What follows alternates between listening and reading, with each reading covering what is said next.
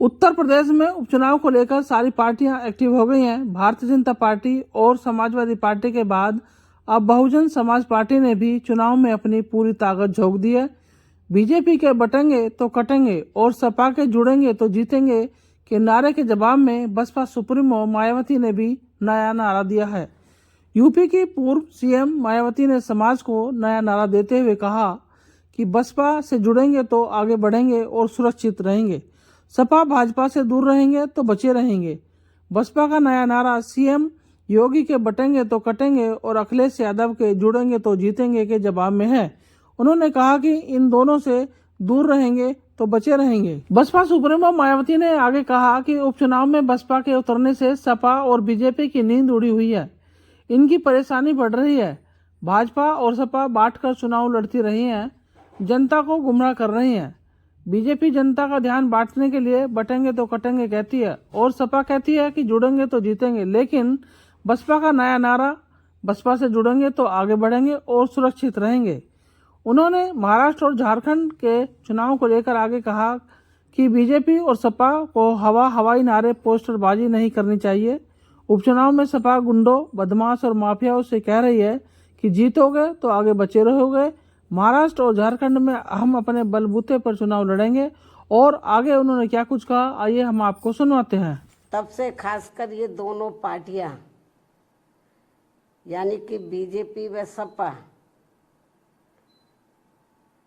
तथा इनका गठबंधन अभी तक इन चुनावों में जो भी बाई इलेक्शन हो रहे थे तो अभी तक इन चुनावों में अंदर अंदर आपस में मिल बांट कर ये चुनाव लड़ते रहे।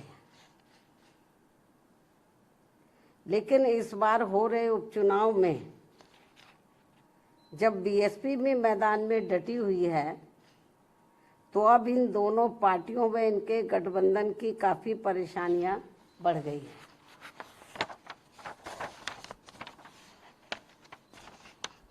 जिससे जनता का ध्यान बांटने के लिए अब बीजेपी बटेंगे तो कटेंगे और सपा एंड कंपनी के लोग क्या कह रहे हैं, जुड़ेंगे तो जीतेंगे।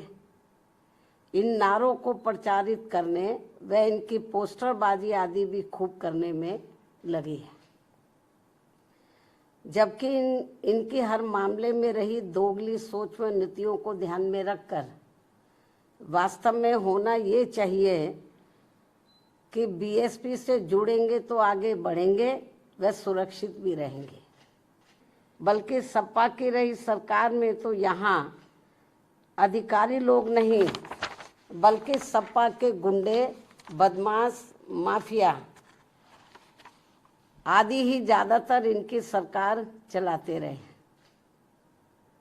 और अब ऐसा लगता है कि यहाँ हो रहे उपचुनाव में सपा अपने गुंडों, बदमाशों व माफियाओं को अंदर अंदर ये कह रहे हैं कि ये उपचुनाव जीतोगे तो आगे सरकार बनाओगे, तभी फिर बचे भी रहोगे अपने गुंडों। समय आ गया है कि लोगों को खुद ही इन विरोधी पार्टियों के इस प्रकार के घिनौने, विषैले व संकीर्ण राजनीति के छलावों आदि से बचने के साथ ही इनके गुमराह करने वाले ऐसे नारों व पोस्टरबाजी आदि से भी जरूर बचना होगा और इसका जवाब इसी चुनाव में भी देना होगा।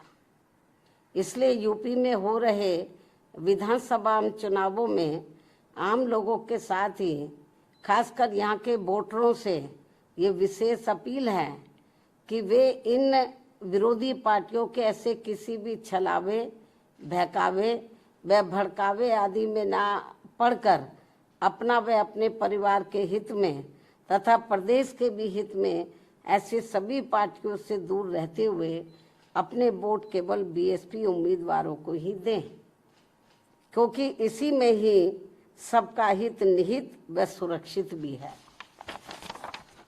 इसके अलावा आप लोगों को ये भी मालूम है यूपी के उपचुनावों के साथ साथ तो इस समय देश में झारखंड व महाराष्ट्र प्रदेश में भी विधानसभा के लिए आम चुनाव हो रहे हैं। यहाँ भी हमारी पार्टी अकेले ही अपने बलबूते पर ये चुनाव लड़ेगी। और यहाँ खास ध्यान देने की बात यह है कि इन दोनों राज्यों के चुनावों में, झारखंड व महाराष्ट्र, इन दोनों राज्यों के चुनावों में बीजेपी व कांग्रेस का बना गठबंधन पूर्व में पहले जिन राज्यों में चुनाव हुए, जैसे कर्नाटक है, हिमाचल है, इससे पहले हरियाणा है, जिन राज्यों में भी चुनाव हुए हैं, तो इन दोनों राज्यों के चुनावों में जो अब इस समय झारखंड और महाराष्ट्र में हो रहे हैं, इन दोनों राज्यों के चुनावों में बीजेपी व कांग्रेस का बना गठबंधन पूर्व में, इससे पहले जिन राज्यों में चुनाव हुए वहां पूर्व में जारी किए गए अपने अपने चुनावी घोषणा पत्रों को लागू करने को लेकर, जो उस समय इन्होंने लागू किया था और किस्म किस्म के प्रलोभन दिए थे अपने चुनावी घोषणा पत्र में, उसको ये लागू तो कर नहीं पा रहे हैं। बहुत बुरा हाल है, क्योंकि कर्नाटक में काफ़ी कुछ गवर्नमेंट की पोजीशन खराब हो रही है, हिमाचल में भी हो रही है। हिमाचल में तो हालत ये खराब है वहाँ पे इतनी ज़्यादा गवर्नमेंट की कि वहाँ के सरकारी कर्मचारियों को वो वेतन तक भी नहीं दे पा रहे हैं। लेकिन चुनाव में इन्होंने बड़ी बड़ी गारंटी दे दी चुनावी घोषणा पत्र में। तो कहना मैं ये चाहती हूँ कि यहाँ खास ध्यान देने की बात यह है कि इन दोनों राज्यों के चुनावों में, यानी कि झारखंड और महाराष्ट्र में जो इस समय चुनाव हो रहा है, इन दोनों राज्यों के चुनावों में बीजेपी व कांग्रेस का बना गठबंधन तो पूर्व में जारी किए गए, इससे पूर्व में जिन राज्यों में चुनाव हुए वहां जारी किए गए अपने अपने चुनावी घोषणा पत्रों को लागू करने को लेकर इस समय अभी नया चुनावी घोषणा पत्र जारी नहीं किया है। इससे पहले जिन राज्यों में चुनाव हुए वहां इन्होंने चुनावी घोषणा पत्र जो जारी किए, तो पूर्व में जारी किए गए अपने अपने चुनावी घोषणा पत्र को लागू करने को लेकर एक दूसरे पर काफी आरोप व प्रत्यारोप लगा रहे हैं। जबकि इस मामले में ये सभी पार्टियां एक ही थाली के चट्टे बट्टे हैं, जिनके बहकावे में इस बार यहाँ की जनता को कतई भी नहीं आना है। और अब तो इस मामले में कर्नाटक की कांग्रेसी सरकार के खुद ही इस पार्टी के राष्ट्रीय अध्यक्ष इस मामले की पोल भी खोल रहे हैं। और इस मामले में ऐसे सभी पार्टियों पर अब जनता को कतई भी विश्वास नहीं करना है। इतना ही नहीं बल्कि पूरे देश में हर क्षेत्र में महिलाओं का उत्पीड़न होना अभी तक भी बंद नहीं हो पा रहा है।